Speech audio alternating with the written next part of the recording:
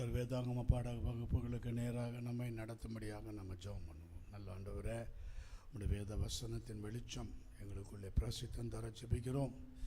கர்த்தருடைய ஆண்டவரே, வேதைகளாக எங்களை உம்முடைய வேத வசனம் உணர்வுள்ளதாய் மாற்ற ஜெபிக்கிறோம்.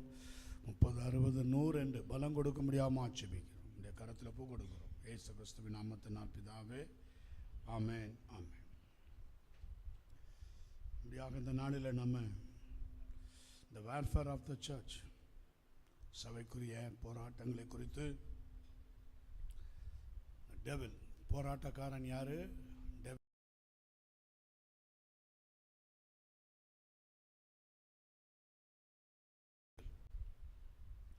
இந்த நாட்களிலும் அந்தகார வேளை,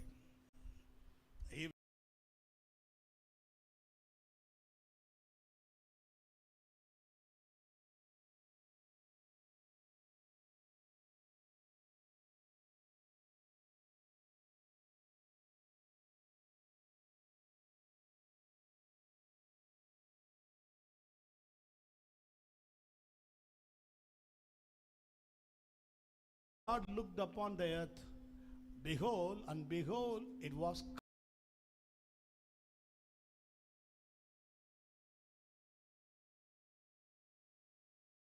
means, amen, அது சீர்கெட்டதாக இருந்தது. amen, yes. இன்னொரு அர்த்தம் அதற்கு பேர்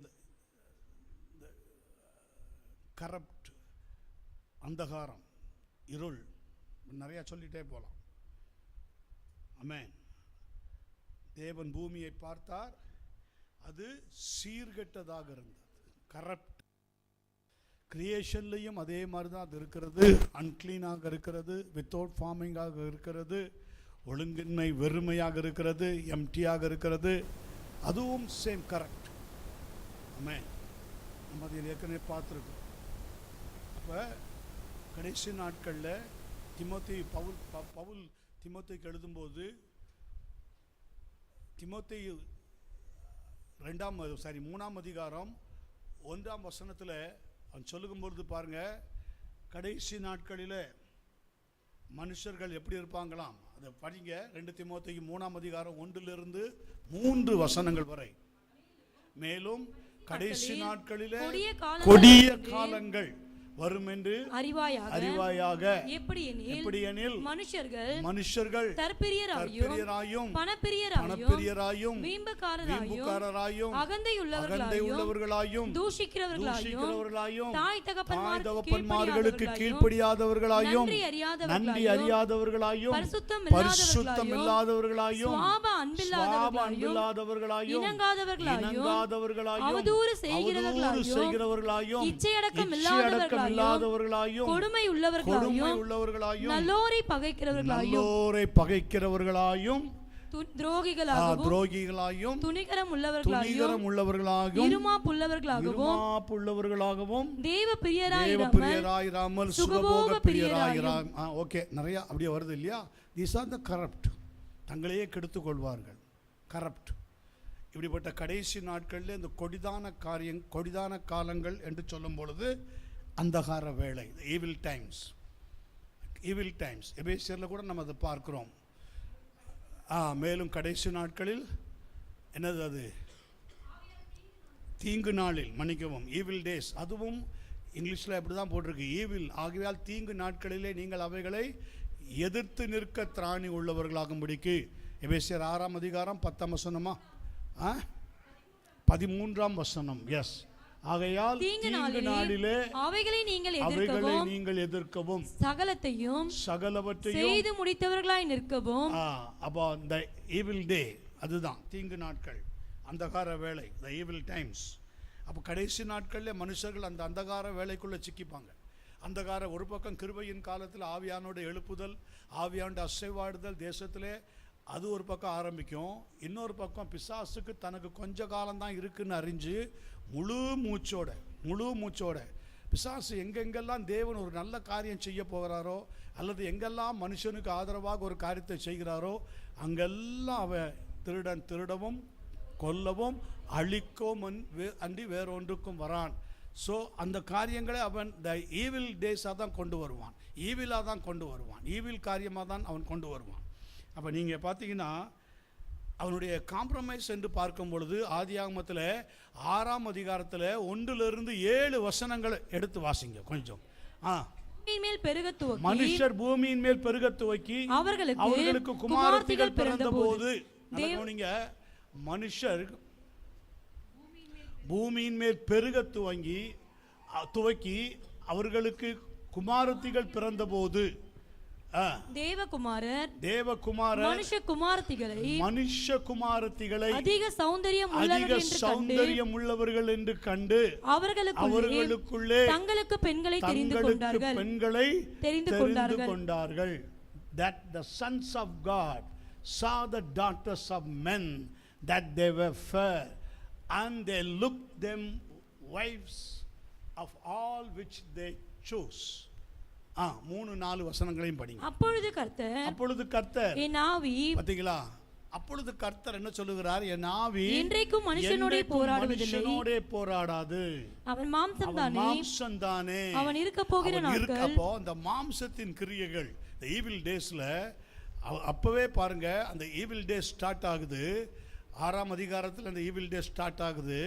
ஸ்டார்ட் ஆகும்போது தேவன் பாருங்க உடனே அதை அறிந்து என்ன சொல்லுகிறார்?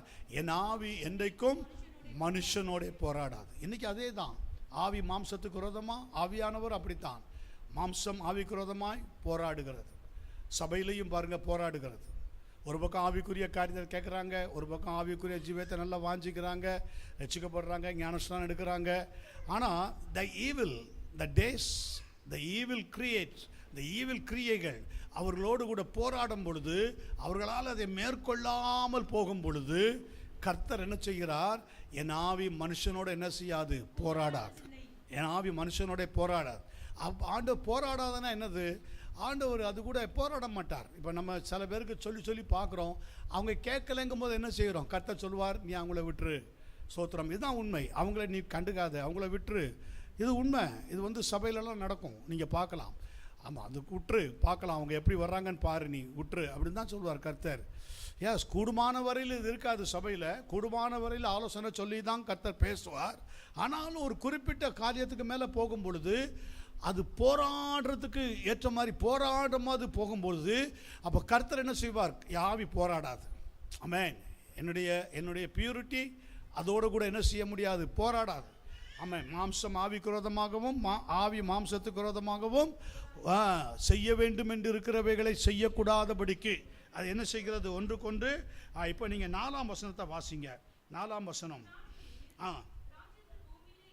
அந்நாட்களிலே ராட்சசர் பூமியிலே இருந்தார்கள். பின்பு தேவகுமாரர் மனுஷகுமாரத்திகளோடு கூடுகிறதினால் இவர்கள் அவர்களுக்கு பிள்ளைகளை பெற்றபோது இவர்களும் பூர்வத்தில் பெயர் பெற்ற மனுஷராகிய பலவான்களானார்கள்.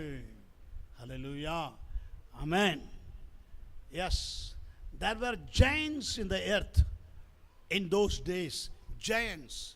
giantsனா யாரு? giantsனா ராட்சசர். யாரு? அந்நாட்களிலே பூமியில் யார் இருந்தார்களாம்? ராட்சசர். ராட்சசர்னா யாரு? ராட்சசர்னா எப்படி? நம்ம ஆவிக்குரிய ஜீவியத்தில் நமக்கு பரிசுத்தாவி நம்ம இடத்துல வரும்போது இயற்கைக்கு அப்பால்பட்ட விதத்தில் நம்ம பலன், அது நம்முடைய ஆவியில பலன். இது எப்படின்னா, இதுவும் ஏறக்குறைய ஆவிதான். ஆனால் இது சோத்திரம், இது டோட்டல் கம்ப்ளீட் ஈவில் ஸ்பிரிட்னுடைய ஸ்ட்ரென்த், ஈவில் ஸ்பிரிட்னுடைய பலன், ஈவில் ஸ்பிரிட்டோடைய பலம், அந்த பலத்தோடு கூட இருக்கிறது. நீங்கள் பார்த்தீங்கன்னா பார்க்குறதுக்கு இப்படி நோஞ்சா மாதிரி தான் இருப்பாங்க, இப்படி தான் இருப்பாங்க ஆள். ஆனால் அவங்கள நீங்கள் 10 பேர் சேர்ந்தாலும் பிடிக்க முடியாது, 20 பேர் சேர்ந்தாலும் பிடிக்க முடியாது. புரியுதா உங்களுக்கு? ஒரு சில பேர்களுக்குள்ளே சொல்லுவாங்க, எனக்குள்ள யானை பலம் இருக்கும்பாங்க, யானை பலம் இருக்கும்பாங்க. அப்போ யானை பலம் ஒரு சாதாரண மனுஷனுக்கு இருக்குமா? ஒரு சாதாரண மனுஷனுக்கு இருக்குமா? ஆமென்.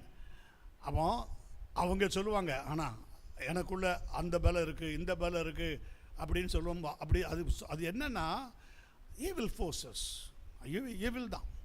ஆமென். ஒரு நார்மலாக இல்லாமல் அப்நார்மலாகவே நம்ம இருக்கிறோம் அப்படின்னாலே கொஞ்சம் கவனிக்க வேண்டிய காரியம். நம்மக்கிட்ட ஏதோ ஒன்று சம்திங் இருக்குது, நம்முடைய பேச்சில், செய்கையில், நம்முடைய பலத்துக்கு மிஞ்சினது. ஸோ அதை தான் கர்த்தர் சொல்லுகிறார், என்னுடைய ஆவி மனுஷன் ஆவியோடு கூட போராடுது. இப்போ 5, 6, 7 வேகமாக படிங்க, நான் வரேன். மனுஷனுடைய அக்கிரமம் பூமியிலே பெருகினது என்றும் அவன் இருதயத்தின் நினைவுகளின் தோற்றமெல்லாம் நித்தமும் பொல்லாதது என்றும் கர்த்தர் கண்டு தாம் பூமியிலே மனுஷனை உண்டாக்கினதற்காக கர்த்தர் மனஸ்தாபப்பட்டார். அது அவர் இருதயத்திற்கு விசனமாக இருந்தது. ஆமென். அது அவர் இருதயத்துக்கு விசனமாக இருந்தது. அப்பொழுது கர்த்தர் நான் சிருஷ்டித்த மனுஷனை பூமியின் மேல் வைக்காமல் மனுஷன் முதற்கொண்டு மிருகங்கள் ஊரும் பிராணிகள் ஆகாயத்து பறவைகள் பரியந்தமும் உண்டாயிருக்கிறவைகளை நிக்கிரகம் பண்ணுவேன். நான் அவர்களை உண்டாக்கினது. அங்க கர்த்தர் என்ன சொன்னார்? 3ஆம் வசனத்துல, என் ஆவி மனுஷனுடைய ஆவியோடு போராடாது, மனுஷனோடு கூட ஆவி போராடாது. இங்க என்ன சொல்லுகிறார் வருங்க? இதுக்கு காரணம் என்ன? இன் பிட்வீன் நடந்தது என்ன தெரியுமா? அங்க நீங்க வாசிங்க, அதனுடைய 2ஆம் வசனத்தை வாசிங்க. 2ஆம் வசனம், தேவகுமாரர் மனுஷகுமாரத்திகளை அதிக சௌந்தரியம் உள்ளவர்கள் என்று கண்டு. அல்லேலூயா. இந்த தேவகுமாரர் யார்? பைபிள் சொல்லுகிறது the sons of God. Amen. Hallelujah. the sons of God, தேவகுமாரர்கள். ஆமென்.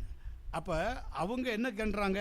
அதிக சௌந்தரியம் உள்ளவர்கள் என்று கண்டு அவர்களுக்குள்ளே தங்களுக்கு பெண்களை தெரிந்து கொண்டார்கள்னு சொல்றதை விட they force, பலவந்தம் பண்ணினார்கள். அப்படிதான் இன்னைக்கு அது நடக்குதா இல்லையா? இன்னைக்கும் நீங்க பாருங்க, ஈவில் இல்லை உள்ளவங்க பலவந்தம் பண்ணி, தேவன் தனக்கு ஏற்ற துணையை தர்ற வரையெல்லாம் வெயிட் பண்றது கிடையாது.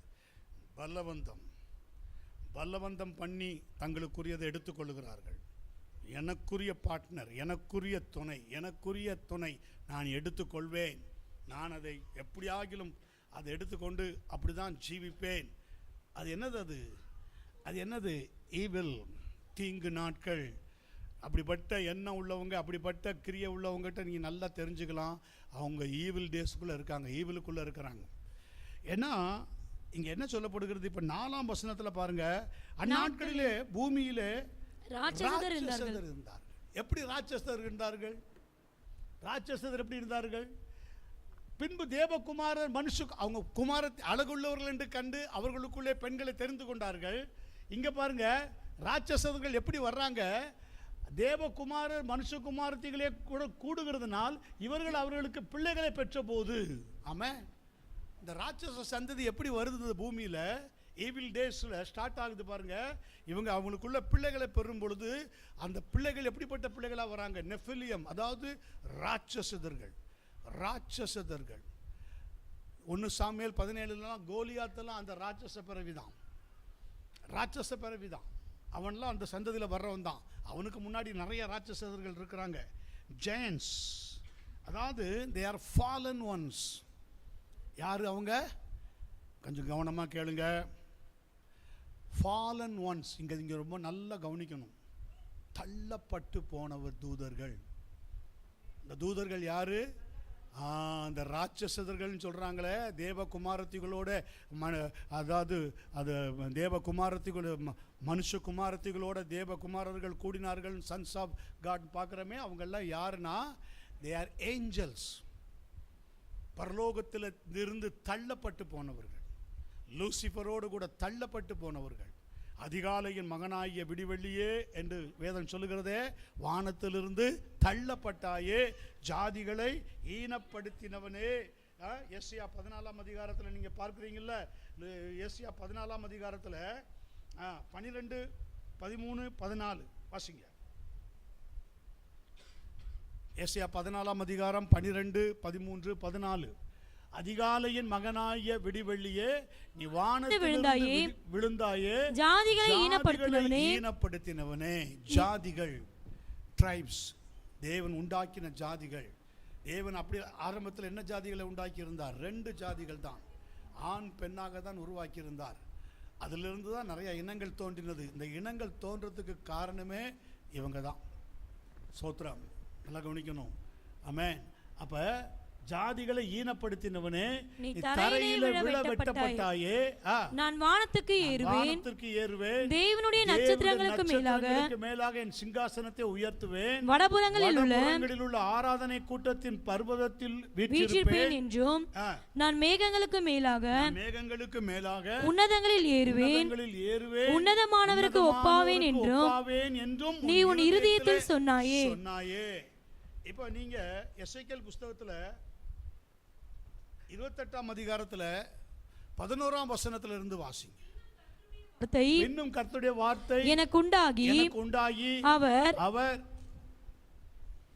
மனுபுத்திரனே, நீ தீரு ராஜாவை குறித்து புலம்பி அவனை நோக்கி, கர்த்தராகிய ஆண்டவர் உரைக்கிறது என்னவென்றால், நீ விசித்திரமாய் செய்யப்பட்ட முத்திரை மோதிரம், நீ ஞானத்தால் நிறைந்தவன், பூரண அழகுள்ளவன். இந்த பூரண அழகுதான் தள்ளப்படும் பொழுது பூமியில் இருக்கிற குமாரத்திகளை, மனுஷ குமாரத்திகளை அதிக சௌந்தரியம் உள்ளவர்கள் என்று கண்டு, ஏன்னா இந்த குமாரத்திகள்லாம் யாருடைய வம்சத்தில் வர்றாங்க? ஆதாம், தேவனுடைய சாயல். நல்லா கவனிக்கணும், யாருடைய சாயல்ல வராங்க? தேவனுடைய சாயல். அந்த சாயல் அவர் அந்த மகிமையை முற்றும் அவர் எடுத்துடல. அதான் பாவம் செய்து அந்த மகிமை இழந்து தான் போனான், இல்லை. இருந்தாலும் அவங்க யாருடைய சாயலாக தான் காணப்படுகிறாங்க? தேவனுடைய சாயலாக தான். இதுக்கப்புறம் தான் அங்கே நிறைய குழப்பங்கள் வருகிறது. இதுக்கப்புறம் தான் அந்த சாயல், இந்த மகிமையை அற்று போகிறது. அதுக்கப்புறம் தான் இந்த இவங்களோட கூட கூடுகிறதுனால தான் கர்த்தர் சொல்றாரு பார்த்தீங்களா, ஆவி மனுஷனோட போராடாதுன்னு சொல்றாங்க பார்த்தீங்களா. அப்புறம் தான் அது ஆதாமுக்கு கூட அந்த வார்த்தையை அவர் சொல்லலை. ஆமென். ஆதாமுக்கு ஒரு தண்டனை தான் கொடுத்தார். ஆனால் இங்கே அப்படி இல்லை. போராடாதன்னா என்ன அர்த்தம்? எனக்கும் உனக்கும் சம்பந்தமே கிடையாது. நம்ம என்னதான் போராடினாலும், யாக்கோப் முழுவதும் போராடினான். தேவனோடும் மனுஷனோடும் போராடி மேற்கொண்டாயே, அப்படிதான் கர்த்தர் சொன்னார். ஆனால் இங்கே பாருங்க, கர்த்தர் என்ன சொல்றாரு? என் ஆவி மனுஷனோட போராடாது. அப்போ ஏன் போராடாதுன்னா, இந்த ஈவில் டேஸ், அந்த ஈவில் டேஸ் உருவாகிறதற்கு தேவ பிள்ளைகளே, சபையின் பிள்ளைகளோ காரணமாயிரவே கூடாது. நம்மளால் ஒரு தீங்கு நாட்கள் உருவாவதற்கு காரணமாகவே கூடாது. அதுவும் கிருபையின் காலத்தில் ஒரு தீங்கு நாட்கள், ஒரு தீங்கு சந்ததியை நம்ம உருவாக்குறதற்கு ஒரு நாள் நான் இன்றைக்கி பார்க்குறேன். சில நபர்களெல்லாம் நான் சபையிலிருந்து வெளியில் போனவங்கெல்லாம் பார்க்குறேன். அதெல்லாம் ரொம்ப ஆச்சரியமாக இருக்கிறது. சில காரியங்களெல்லாம் பார்க்கும் பொழுது எப்படி இது நடக்கிறது? ஒரு சபையிலேருந்து வெளியில் போனாங்கன்னா அவங்க எப்படி இருக்கணும்னா, இந்த சபைக்கு நான் எப்படி இருந்து காட்டுறேன் பாருங்கள். ஏன் தப்போ யாருமே சபையிலிருந்து கர்த்தர் வெளியே அனுப்ப மாட்டார், அன்லஸ் தவறு செய்தால் ஒழிய. அப்போ கூட புதிய ஏற்பாட்டில் கிருபையின் காலத்தில் அன்றைக்கி ஆதாம் ஏவாளை தோட்டத்திலேருந்து துரத்தின மாதிரிலாம் கிருபையின் காலத்தில் துரத்துறதுக்கு நமக்கு அனுமதி இல்லை. அவன் பிரிந்து போனால் பிரிந்து போகட்டும் தான் சொல்கிறார். பாவம் செய்து தேவ மகிமையை அவன் அசட்டை செய்து அவன் பிரிந்து போனால் பிரிந்து போகட்டுன்றார். அப்படி பிரிந்து போனவங்க தான். அப்படி பிரிந்து போனவங்க நான் நல்லா பார்த்துருக்கிற நிறைய சபைகளிலெல்லாம் அது அவங்களுடைய எதை நிமித்தம் அவங்க பிரிந்து போகிறாங்களோ அதை நிமித்தம்தான் அந்த காரியங்கள் இருக்கும். அவங்க ஒரு சரியான அண்டர்ஸ்டாண்டிங் இல்லாமல் பிரிந்து போனால், என்னை புரிந்து கொள்ளத்தக்கதாக நான் சாட்சியாக நின்று அந்த சபைக்கு நான் என்னை காண்பிப்பேன். என்னுடைய நடத்தை, என்னை அநியாயமாக என்னை துரத்திட்டீங்க, என்னை கண்டுக்காமல் விட்டுட்டீங்க, பாருங்கள் இப்போ நான் எப்படி இருக்கேன் பாருங்கள், அப்படி தான் ஆகிறதுக்கு முயற்சி செய்வாங்க.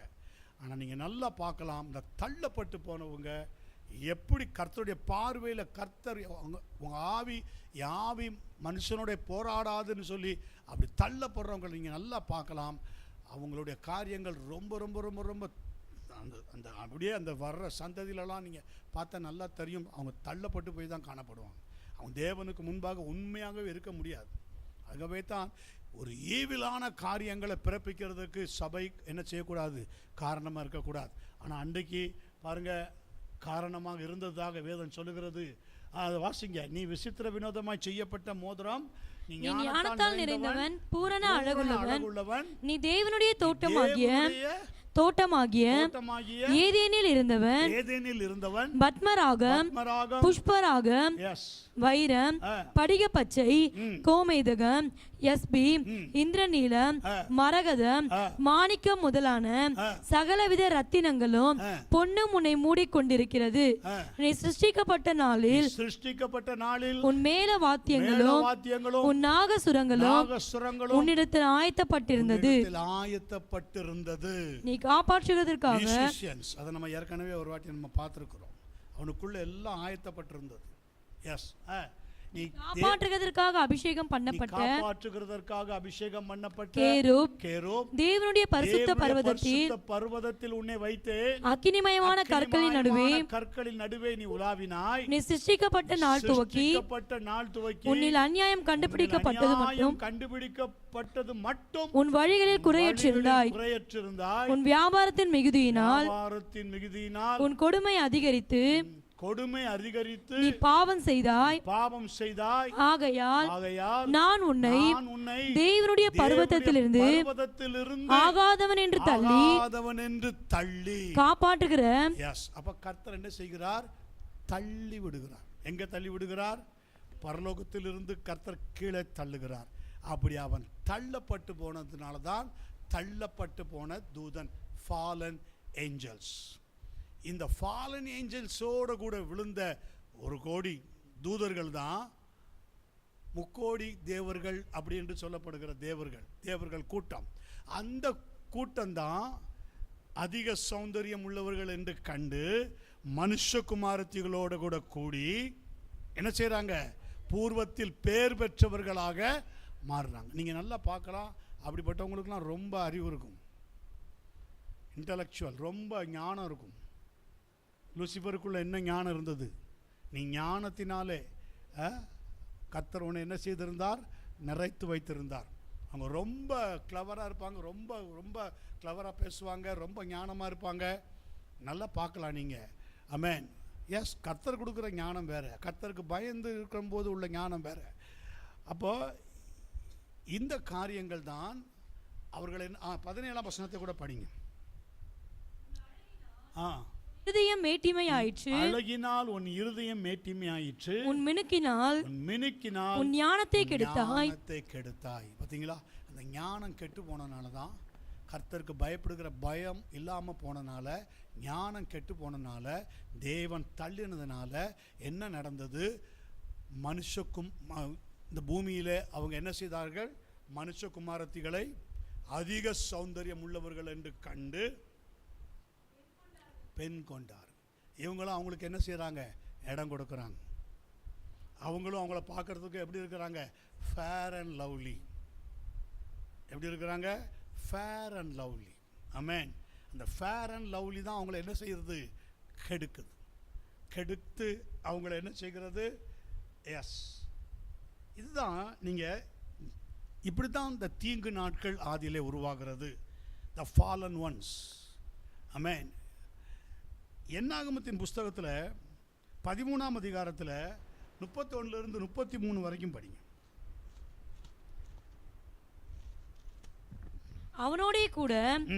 அவனோட கூட போய் வந்த மனிதரோ, நாம் போய் அந்த ஜனங்களோட எதிர்க்க நம்மாலே கூடாது, அவர்கள் நம்மை பார்க்கிலும் பலவான்கள் என்றார்கள். நாங்கள் போய் சுற்றி பார்த்து வந்த அந்த தேசம் தன் குடிகளை பட்சிக்கிற தேசம். நாங்கள் அதிலே கண்ட ஜனங்கள் எல்லாரும் மிகவும் பெரிய ஆட்கள். அங்கே ராட்சத பிறவியான ஏனாக்கின் குமாரராகிய ராட்சதரையும் கண்டோம். ராட்சச பிறவி. இந்த பிறவிகள் தான் அப்படியே வந்து என்ன செய்கிறது? கானான் தேசத்தில் கர்த்தர் சுதந்திரிக்கிறதுக்கு வேவு பார்க்கறதுக்கு அனுப்புகிறார். அங்கே இவங்க இருக்கிறாங்க. அந்த அந்த அந்த தேசத்தில் அந்த எங்கே அது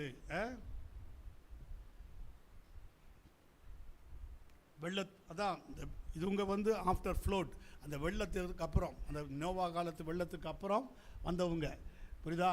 அங்கே ராட்சச பிறவியான ஏனோக்கின் குமாரராகிய ராட்சசரை கண்டோம், நாங்கள் எங்கள் பார்வைக்கு வெட்டுக்கிளிகளைப் போல் இருந்தோம், அவர்கள் பார்வைக்கும் அப்படியே இருந்தோம் என்று சொல்லி, இப்படி இஸ்ரவேல் புத்திரருக்குள்ளே தாங்கள் சுற்றி பார்த்து வந்த தேசத்தை குறித்து துர்ச்செய்தி பரம்ப செய்தார்கள். துர்ச்செய்தியை பரம்ப செய்தார்கள். Praise God.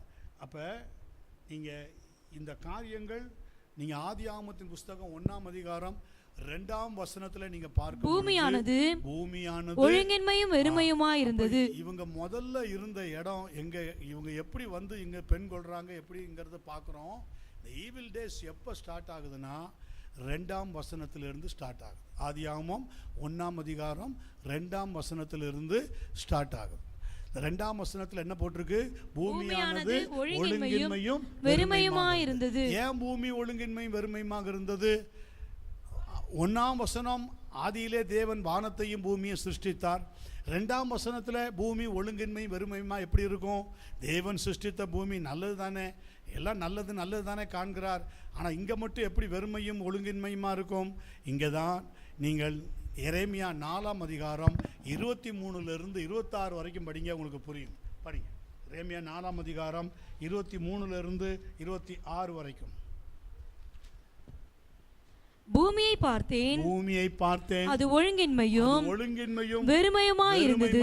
எரேமியா தீர்க்கதரிசனமாக சொல்லுகிறான், நான் பூமியை பார்த்தேன், அது ஒழுங்கின்மையும் வெறுமையுமாக இருந்தது. வானங்களையும் பார்த்தேன், அவைகளுக்கு ஒளி இல்லாதிருந்தது. எதையுமே உண்டாக்கல. வெளிச்சம் உண்டாக கடவுதுன்னு 3ஆம் வசனத்துல தான் வருது. ஆதியாகமம் 1ஆம் அதிகாரம் 3ஆம் வசனத்துல தான் வெளிச்சம் உண்டாக கடவுதுன்னு வருது. 2ஆம் வசனத்திலே நீங்க பாத்தீங்கன்னா பூமி ஒழுங்கின்மையும் வெறுமையுமாக இருக்கிறது.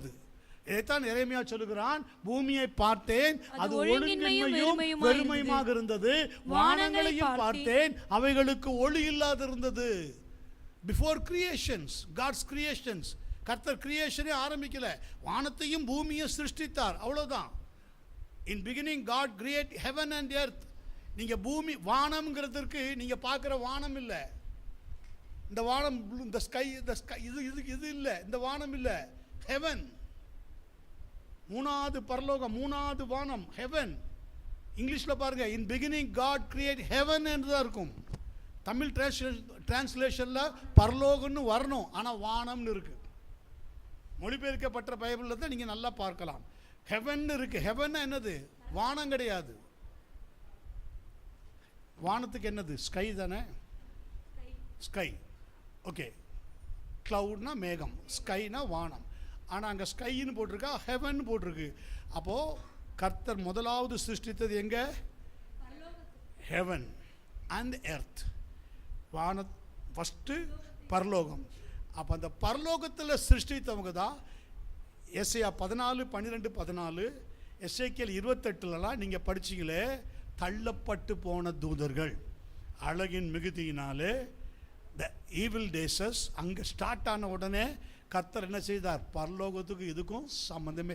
இதே பேட்டர்னில் தாங்க சபை, இதே பேட்டர்னில் தான் சபை. ஒரு ஒழுங்கின்மை, ஒரு வெறுமை, ஒரு காரியம் வந்த உடனே கர்த்தர் அவங்க மேலே கண்ணோக்கமாக இருக்கிறார். கர்த்தர் அவங்கள பார்த்துக்கிட்டே இருக்கிறார். கூடுமான வரையிலும் அவங்கள என்ன செய்கிறார்? ஆலோசனை கொடுக்கிறார், கண்டிக்கிறார். இப்படி செய்யக்கூடாது, பண்ணக்கூடாதுன்ற ஒரு குறிப்பிட்டதுக்கு மேலே போன உடனே பாருங்க, ஆவி போராடாது. சபா ஆவி அப்படிப்பட்டவங்களோட கூட என்ன செய்யாது? போராடவே போராடாது. நல்லா பார்க்கலாம், பரிசுத்த ஆவியானவர் அப்படித்தான். ஆதியிலே எப்படி இருந்தாரோ அப்படியே தான். அவருடைய சுபாவத்தில் மாற்றமே கிடையாது, அவருடைய சுபாவத்தில் மாற்றமே கிடையாது. பூமியை பார்த்தேன், அது ஒழுங்கின்மையும் வெறுமையுமாக இருந்தது. வானங்களையும் பார்த்தேன், அவைகளுக்கு ஒளி இல்லாது இருந்தது. பர்வதங்களை பார்த்தேன், அவைகள் அதிர்ந்தன, எல்லா குன்றுகளும் அதிர்ந்தன. பின்னும் நான் பார்க்கும்போது, இந்த பர்வதங்கள் குன்றுகள்லாம் எங்க தள்ளப்பட்டு போன உடனே அவைகள் எல்லாம் அங்கு நிறைய அந்த, அதாவது முதல் வானம், 2ஆம் வானம், 3ஆம் வானம் இருக்கிறது இல்லையா? இந்த வானங்களுக்கு கீழே நீங்க இன்னைக்கும் பாருங்க, ஸ்பேஸுக்கு போறேன்னு சொல்றாங்க. அது ஒரு பிளானட், அது ஒரு பிளானட். அந்த பிளானட்ல என்னெல்லாம் இருக்குன்னு சொல்றாங்க? மலைகள், குன்றுகள் சொல்றாங்களா, சொல்லலையா? பார்க்குறீங்க, சொல்றாங்களா? ஏலியன்ஸ்லாம் அங்கே இருந்தால் இருக்கிறாங்கங்கிற மாதிரிலாம் சொல்றாங்க. ஆமாம், சொல்றாங்கல்ல. அதுதான் அந்த அந்த இடம். வானங்களை நான் பார்க்கும்போது மனுஷன் இல்லை. ஆமாம், அது படிப்பா. இது 24 பர்வதங்களை பார்த்தேன், அவைகள் அதிர்ந்தன, எல்லா குன்றுகளும் அசைந்தன. அவைகள் எல்லாம் அங்கதான் வந்து தங்குச்சு.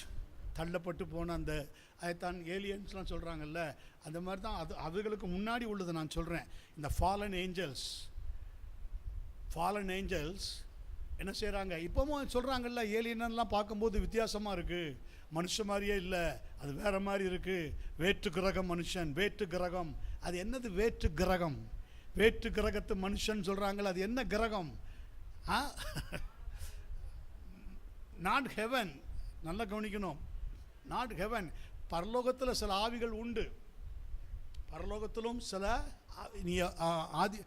யோபு புஸ்தகத்தில் பார்க்கலாம், 1ஆம் அதிகாரத்தில் பார்க்கலாம். 1ஆம் அதிகாரத்தில் நீங்கள் 6ஆம் வசனமா படிங்க. 1ஆம் அதிகாரம் 6ஆம் வசனம். போது சாத்தானும் அவர்கள் நடுவிலே வந்து நின்றான். பாருங்க, now there was a day when the sons of God. இப்போ உங்களுக்கு நல்லா புரிஞ்சிடும். sons of Godனா யாரு? எங்க பிராக்கெட்ல என்ன போட்டிருக்கு? ஏஞ்சல். sons of Godக்கு ஆம்பிளிஃபையர் வெர்ஷன்ல பாருங்க என்ன போட்டிருக்கு? now there was a day when the sons of God, angel, came to present themselves before the Lord, and Satan, accuser, adversary, accuser, also came among them. புரியுதா? இதுக்கு அதுக்கு வித்தியாசம் இருக்கு. அதுக்கு link வருதா? சன்ஸ் ஆஃப், அவங்கெல்லாம் யாரு? சன்ஸ் ஆஃப் காட்னா யாரு? ஏஞ்சல்ஸ். அப்போ தேவ புத்திரர்கள்னு பார்த்தோமே, அவங்கெல்லாம் யார் தான்? ஃபாலன் ஏஞ்சல்ஸ், தூதர்கள். மனுஷ உருவம் எடுக்கிறார்கள், மனுஷ குமாரத்திகளோட கூடி அவங்களுக்கு பிறக்கிற பிள்ளைகள் தான் ஜெயன்ஸ், ராட்சச பிறவிகள். அவங்களுடைய இன்னைக்கு நீங்கள் பார்க்கலாம், சில பிசாசுகள் பிடிச்சி சில பேர் வரும்போது அவ்வளோ சீக்கிரம் அவங்கள பிடிக்க முடியாது. அவங்கள அப்படி பிடிச்சனா அவருடைய கையை இரும்பு மாதிரி இருக்கும். கையை எப்படி இருக்கும்? இரும்பு மாதிரி இருக்கும். எலும்பு தானே இருக்கும், எங்கே இரும்பு மாதிரி இருக்கு. ஆனால் இயேசு நாமத்தை சொன்னோன்னு அது போயிடும், அது வேற. அதுக்குள்ளே வெளியில் போன உடனே பாருங்க நார்மல். அதுக்கப்புறம் நீங்கள் அப்படி பிடிங்க, ஐயோ வலிக்குது. அதுக்கு முன்னாடி நமக்கு தான் வலிக்கும், அதுக்கு வலிக்காது. பிடிச்சாலே நமக்கு வலிக்கும். எஸ், புரிஞ்சுட்டவங்க கரங்கள வேறு. ஆமென், ஹல்லேலூயா. ஆமென். நம்ம சபையில் பார்த்துருக்குறோம், சில பேரை பிடிக்கவே முடியாது. 5-6 பேர் கூட சேர்த்து சரி செய்ய முடியாது, பிடிக்க முடியாது. ஒரு ஆளை பிடிக்கிறதுக்கு அவ்வளோ பேர் போட்டு நானும் பிடிக்க முடியாது. அது ஃபோர்ஸ் பண்ணி ரொம்ப பண்ணும். அது என்னது? அது அப்பால்பட்ட வல்லமை. ஒரு மனுஷனுக்கு எத்தனை கிலோ இருக்குங்க? ஒரு மனுஷன் எத்தனை கிலோ இருப்பாங்க? ஒரு மனுஷன் ஒரு 60 கிலோ 70 கிலோ இருப்பாங்களா? ஒரு 4-5 பேருடைய கிலோ சேர்ந்தா எவ்வளோ ஆகும் சொல்லுங்கள்? 4-5 பேருடைய கிலோ சேர்ந்தா எவ்வளோ ஆகும்? ஒரு 300-350 கிலோ வந்துருமா? உங்களுக்கு புரியும்படியாக சொல்கிறேன். அப்போ ஒரு ஆள் 350 கிலோ இருந்தால் எப்படி இருப்பான்? குண்டோதர மாதிரி இருப்பான். எப்படி இருப்பான்? நெஃபிலியம் அப்படி இருப்பான். புரியுதா? அந்த காலத்தில் அதுக்கு அப்படியே டபுள் ட்ரிபிளாக போட்டுக்குங்க. டபுள் ட்ரிபிளாக அந்த காலத்தினுடைய இதுபடி, உருவ அமைப்புப்படி டபுள் ட்ரிபிளாக போட்டுக்குங்க. அவங்களுடைய ஹைட் அண்ட் வெயிட்ஸ், அவங்களே நார்மலாகவே அந்த காலத்தில் மனுஷர்களாக எப்படி இருப்பாங்க? 100-150 கிலோ சாலிடாக இருப்பாங்க. அப்போ அவங்க வெயிட்டுக்கு நீங்கள் கணக்கு போட்டு பாருங்கள். நான் சொன்ன அந்த கணக்கு அப்படி போட்டு பாருங்களேன். அசாத்தியமாக 800 கிலோ 90 900 1000 கிலோட்ட வரும், ஒரு டன்னுக்கு வரும். இப்போ நம்ம தாவீது கூட போராடுறான், அவன் பேர் என்னது? கோலியாத்துலாம் அசாதாரணமானவன். அவன்லாம் அதுக்கப்புறம் போக போக போக போக போக காட்ஸ் பவர்லேயும் அவங்களோட இதுகள் அழிக்கப்பட அவங்களோட வல்லமைகள் குறைய அவங்களுக்குள்ள பவர் குறையுது.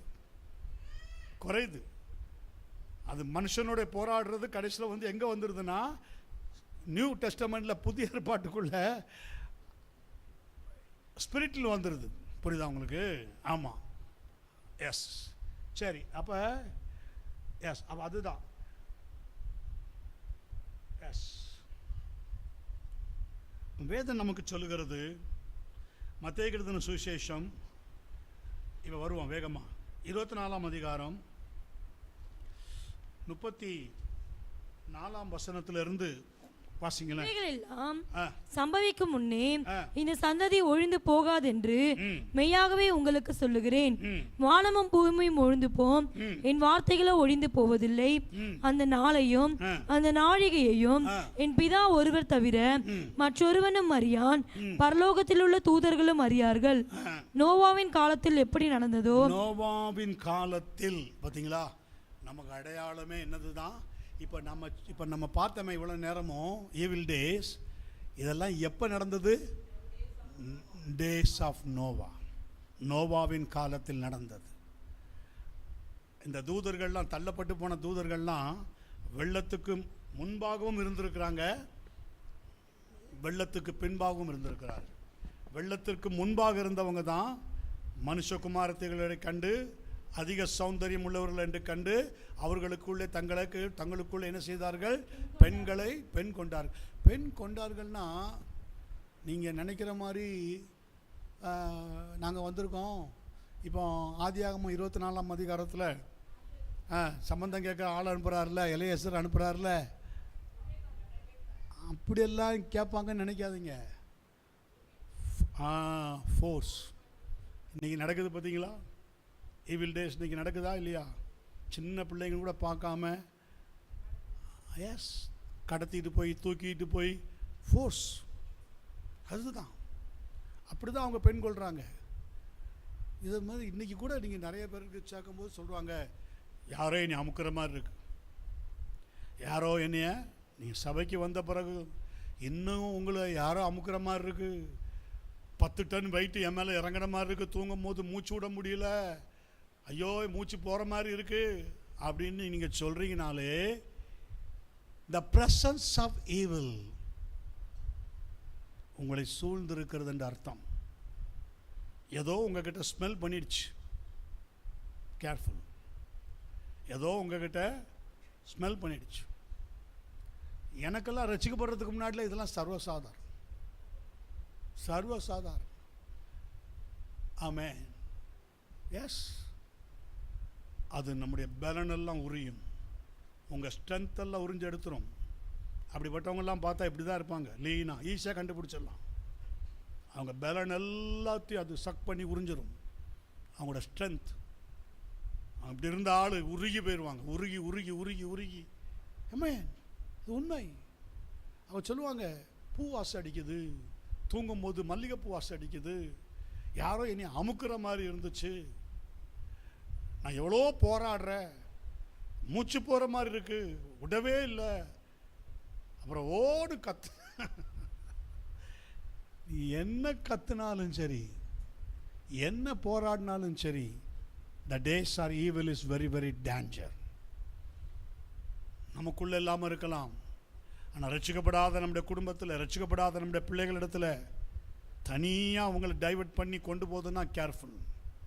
தனியாக அவங்கள டேஸ் ஆர் ஈவில் டேஸ், தீங்கு நாட்கள்.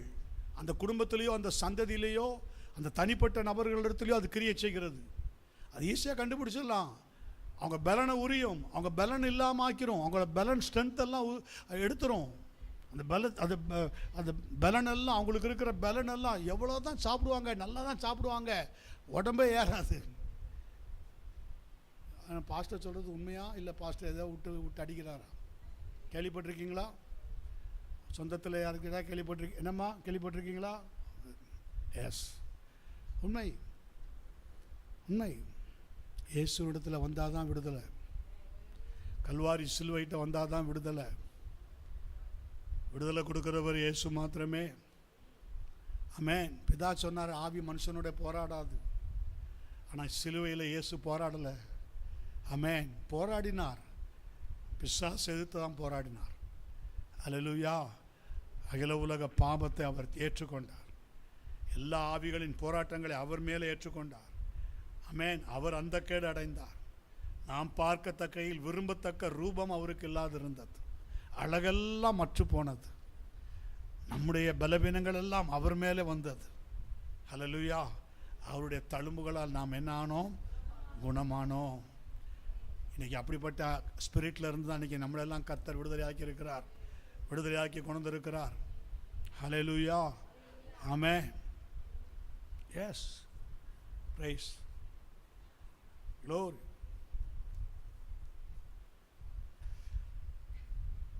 அப்ப வேதம் சொல்லுகிறது 2 பேதுரு 3ஆம் அதிகாரம் 5-6 வசனங்களை வாசிங்க. 2 பேதுரு 3ஆம் அதிகாரம். பூர்வ காலத்தில் தேவனுடைய வார்த்தையினாலே வானங்களும் ஜலத்தினின்று தோன்றி ஜலத்தினாலே நிலை கொண்டிருக்கிற பூமியும் உண்டாயினவென்பதையும் அப்பொழுது இருந்த உலகம் ஜலப்பிரளயத்தினாலே அழிந்தது என்பதையும் மனதார அறியாமல் இருக்கிறீர்கள். நோவா காலத்துல அப்பொழுது இருந்த உலகம், அப்பொழுது இந்த உலகம் ஏன் அழிச்சார் கர்த்தர்? ஏன் அழிச்சாரு? 6ஆம் அதிகாரத்தில் 1ஆம் அதிகாரத்தில் உலகத்தை சிருஷ்டித்தவர் 6ஆம் அதிகாரத்தில் ஏன் அழிச்சாரு? ஆதாம் தவறு செய்யும் போது கூட அழிக்கல.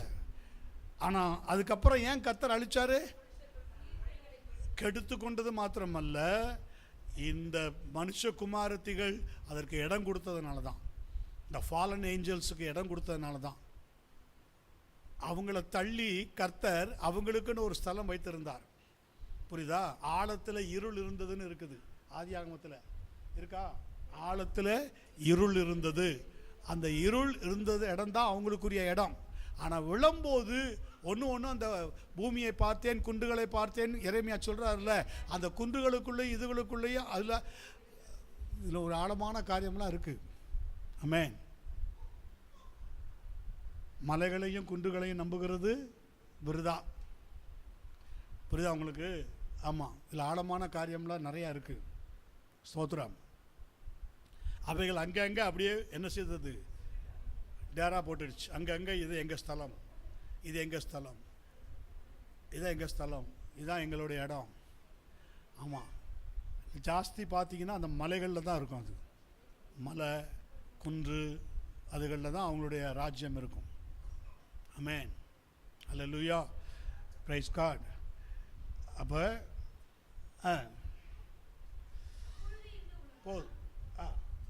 அப்பொழுது இருந்த உலகம் ஜலப்பிரளயத்தினாலே அழிந்தது என்பதையும் மனதார அறியாமல் இருக்கிறார்கள். அறியணும். நோவாவின் காலத்தில் எப்படி நடந்ததோ அப்படியே மனுஷகுமாரனுடைய வருங்காலத்திலும். அப்போ சாத்தானுடைய தந்திரம் நோவாவின் நாட்களில் எப்படி இருந்ததோ, ஜனங்கள் புசித்தும் கொடுத்தும் பெண் கொண்டும் பெண் கொடுத்தும்.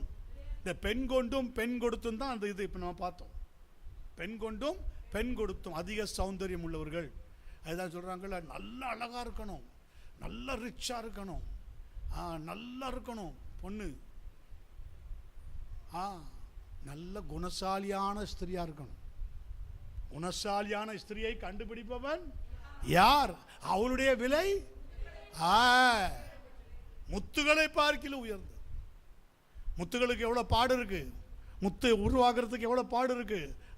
அப்படிப்பட்ட பொண்ணை தேடுங்க, அப்படிப்பட்ட குணசாலியான ஸ்திரியை தேடுங்க. அதிக சௌந்தரியம். யாருமே கல்யாணம் பண்ணாமல் இருக்கிற அருமையான பியூட்டிஃபுல் லேடியை தேடி போவேன். அது அழகு ஆண்டவர் கொடுத்துருக்கிறார், அது இல்லை. அது வந்து நமக்கு என்ன அழகு? Beauty of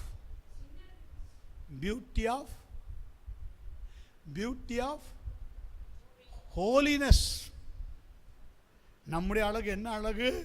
beauty of holiness. புரிஞ்சிட்டவங்க கரங்களை வருத்துங்க. பியூட்டி ஆஃப் ஹோலினஸ் என்னது? பரிசுத்த அலங்காரம், பரிசுத்த அலங்காரம். ஹல்லேலூயா, ஆமென். எஸ். ஆகவே வேதம் சொல்லுகிறது போல நோவாவின் நாட்களில் எப்படி நடந்ததோ அப்போ மனுஷகுமாரன் வரும் காலத்தில், இப்போ மனுஷகுமாரன்னா யாரு? இயேசு கிறிஸ்து வரப்போகிறார். அவருடைய காலத்திலே நடக்கும். அப்போ அவருடைய காலத்திலே நடக்கும். என்ன நடக்கும்? படிங்க.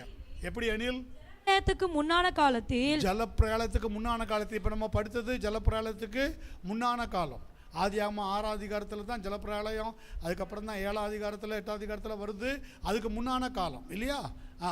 நோவா பேழைக்குள் பிரவேசிக்கும் நாள் வரைக்கும், நோவா பேழைக்குள் பிரவேசிக்கும் நாள் வரைக்கும் ஜனங்கள் புசித்தும் குடித்தும் பெண் கொண்டும் பெண் கொடுத்தும் ஜலப்பிரளயம் வந்து அனைவரையும் வாரிக்கொண்டு போகும் மட்டும் உணராதிருந்தார்கள். ஒரு நிமிஷம்.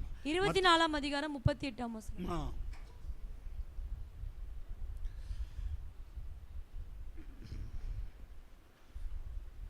எஸ், ஜலப்பிரளயத்துக்கு முன்னான காலத்திலே நோவா பேழைக்குள் பிரவேசிக்கும் நாள் வரைக்கும் ஜனங்கள் புசித்தும் குடித்தும் பெண் கொண்டும் பெண் கொடுத்தும் ஜலப்பிரளயம் வந்து அனைவரையும் வாரிக்கொண்டு போகும் மட்டும். அந்த ஜலப்பிரளயம் அப்படின்னாலே ஈவில் டேஸ், ஈவில் தான். ஜலம்னா என்னது? வெள்ளம் போல சத்துரு வரும் பொழுது, அப்போ ஆழத்துல இருள் இருந்தது, ஜலத்தின் மேலே ஆவியானவர். அப்ப ஜலம்னா அது என்ன ஜலம்? அது evil forces. The Holy Spirit hovering upon the waters அப்படினாலே அது என்னது? ஈவில். அப்போ அங்க ஜலங்கள்லாம் உண்டாகல, எதையுமே உண்டாக்கல, பூமி வெறுமையாக தான் இருந்தது. அப்போ ஜலப்பிரளயங்கிறது எதை குறிக்குதுன்னா ஈவில். வெள்ளம் போல சத்ரு வரும்பொழுது ஆவியானவர் அவனுக்கு விரோதமாய் கொடியேற்றுவார். எஸ், கொடியேற்றுவதுங்கிறது என்னது? Over come. எஸ், உணராதிருந்தார்கள். அப்படியே மனுஷகுமாரன் வரும் காலத்திலும் நடக்கும். வயலில் இருப்பார்கள். மனுஷகுமாரன் வரும் காலத்திலும் நடக்கும். என்ன நடக்கும்? மனுஷகுமாரன் வரும் காலத்தில் என்ன நடக்கும்? இந்த ஈவில் டேஸ். நல்லா கவனிக்கணும். இதைத்தான் தீங்கு நாட்களில் அவைகளை நீங்கள் எதிர்த்து நிற்க திராணின்னு எபேசியருக்கு எழுதும் போது பவுல் எழுதுகிறார் இல்லையா? சோ சாத்தானின் தந்திரம் நோவாவின் நாட்களில் எப்படி நடந்ததோ, எப்படி இருந்ததோ, அதே போல இன்றைக்கும் same temptation that Christians face today. Yes, same temptation. தேவ பிள்ளைகள் இன்றைக்கு அதை நாம ஃபேஸ் பண்ணி கொண்டு தான் இருக்கிறோம். சேம் டெம்டேஷன், அதே மாதிரி டெம்டேஷன் தான். சோத்ரம், ஆமென். எப்படி அது? யாக்கோப் 4ஆம் அதிகாரம் 4ஆம் வசனம் பாருங்க, எங்க இருந்து ஸ்டார்ட் ஆகுது பாருங்க. அங்கு தங்களுக்கு தெரிந்து கொண்டார்கள் லைக் அ ஃப்ரெண்ட்ஷிப். யாக்கோப் 4ஆம் அதிகாரம் 4ஆம் வசனத்தில் பாருங்க, இந்த ஜலப்பிரளயத்துக்கு அந்த நாட்களில் நடந்தது இப்போ நடக்குது. எப்படி நடக்குதுன்னா, நீங்கள் கொஞ்சம் நல்லா கவனமாக கேட்கணும். உங்கள் பிள்ளைகளுக்கு நீங்கள் சொல்லணும். நீங்கள் எப்படியோ கடந்து வந்துட்டீங்க, உங்கள் பிள்ளைகள் இருக்கிறாங்க. அதனால தான் இயேசு சொல்லும்போது சொன்னார், எனக்காக அழாதீர்கள், உங்கள் பிள்ளைகளுக்காக அழுங்கன்னு சொன்னார். சின்ன பிள்ளைகளோ பெரிய பிள்ளைகளோ. இப்போ அன்னைக்கு பார்த்தீங்கன்னா ஒரு 4ஆம் கிளாஸ் படிக்கிற பிள்ளை அந்த ஸ்கூல் வாத்தியாராலேயே மோசம் போக்கப்பட்டிருக்குது. இப்போ 2 நாளைக்கு முன்னாடி நடந்த சம்பவம் பாருங்க, எங்க இருக்கு பாருங்க. அப்ப இதெல்லாம் என்னது? Evil days. மனுஷர்களுக்குள் அன்பு இருக்காது. பிசாசு ஈவில். சோ வேதம் சொல்லுகிறது, விபச்சாரிகளே, உலக சிநேகம் தேவனுக்கு விரோதமான பகை என்று அறியீர்களா? விபச்சாரிகள் யார சொல்றாரு தெரியுமா கர்த்தர்? that spirit, evil spirit. அது என்ன ஆவி? அது அன்னைக்கு வந்து கூடின ஆவி என்ன ஆவி? adultery spirit, விபச்சார ஆவி. விபச்சார எண்ணம் தான், விபச்சார இச்சை தான் அதுக்குள்ள. நல்லா தெரிஞ்சுக்கங்க. விபச்சாரிகளே, உலக சிநேகம் தேவனுக்கு விரோதமான பகை என்று அறியீர்களா? ஆகையால் உலகத்துக்கு சிநேகிதனாக இருக்க விரும்புகிறவன். அந்த fallen angels யாருக்கு சிநேகிதனாக இருக்க விரும்பினா? தேவ சந்ததி, தேவ பிள்ளைகளுக்கு சிநேகிதனாக இருக்க விரும்பினான். அவங்களுடைய அழகை கண்டு இவங்க மயங்க, இவங்க மக அழகை கண்டு அவங்க மயங்க, 2 பேரும் ஏகமாய் கெட்டார்கள். இதேதான் ஃபர்ஸ்ட் ஃப்ரெண்ட்ஷிப் ஆஃப் வேர்ல்ட். ஜாக்கிரதையாக இருக்கணும். உங்க பிள்ளைகளை உலக சிநேகத்தோடு கூட ஐக்கியப்படுத்த விடாதீர்கள். சின்ன பிள்ளையிலிருந்து அந்த ஆவி பிடிச்சிரும். அங்கிள் வந்திருக்கிறாரு, அங்களுக்கு ஒரு ஃப்ளையிங் கிஸ் கொடு. ஃப்ளையிங் டெவில் தான் அவன் பிள்ளை மேலே ஏறும். நான் சொல்றேன், யார் என்னை பற்றி எப்படி சொல்லணும் அதை பற்றி கவலை கிடையாது. எனக்கு ஒரு அம்மா அப்படி தான் சொல்லிச்சு, ஒரு முறைச்சு அந்த அம்மாவை, நீங்கள் ரசிக்கப்பட்ட பிள்ளையாக இருக்கீங்க, உங்கள் பிள்ளைகளுக்கு இதெல்லாம் தப்பு இல்லையா பாஸ்டர், தப்பு இல்லையா? Don't encourage. அப்படியெல்லாம் உங்கள் பிள்ளைகளை என்ன செய்யாதாங்க, என்கரேஜ் பண்ணாதீருங்க, என்கரேஜ் பண்ணாதீங்க.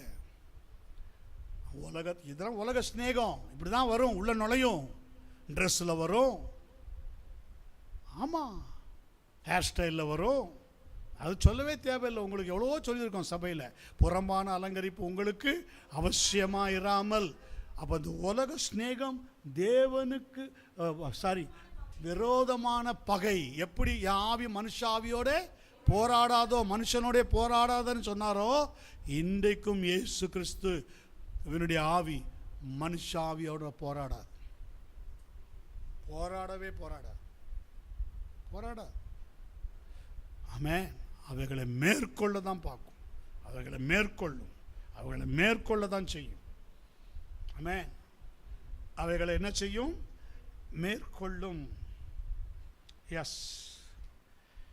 அடுத்தது பாருங்க, ஃபர்ஸ்ட் ஃப்ரெண்ட், ஃபர்ஸ்ட் என்னது, ஃப்ரெண்ட் வித் த வேர்ல்ட்.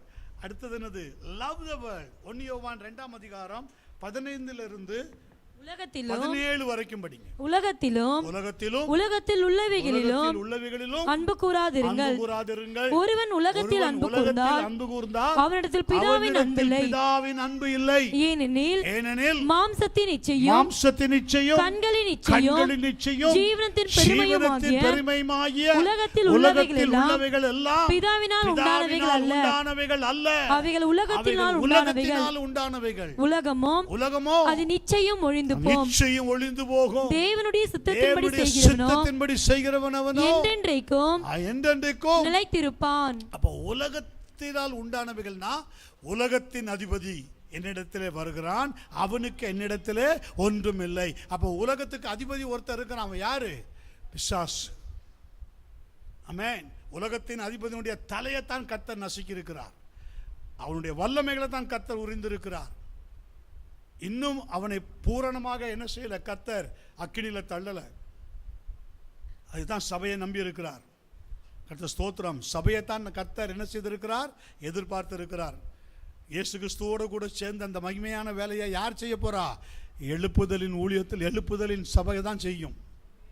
கரங்களை வைத்து கர்த்தர்கள் இல்லையா சொல்லுங்க, ஆமென், ஹல்லேலூயா. அப்ப என்ன பார்த்தோம்? Don't be friend with world, don't love with world, amen, and don't conform with world. ரோமர் 12:2 சொல்லுகிறது, நீங்கள் இந்த பிரபஞ்சத்துக்கு ஒத்த வேஷம் தரியும். வேஷம், அதிக சௌந்தரியம் உள்ளவர்களுக்கு கண்டு வேஷம். இன்னைக்கும் பாருங்க வேஷம், மனுஷர்கள் வேஷம் வந்துருச்சுங்க, எல்லாத்துக்கிட்டையும் வந்துருச்சு, எல்லாத்துக்கிட்டையும் வந்துருச்சு. கண்ணாடி முன்னாடி நின்னா எவ்வளோ நேரம் ஸ்பெண்ட் பண்ணுறோம் சொல்லுங்க? எவ்வளோ நேரம் கண்ணாடி முன்னாடி நின்னா எவ்வளோ நேரம்? 2 நிமிஷமா? 2 நிமிஷம்.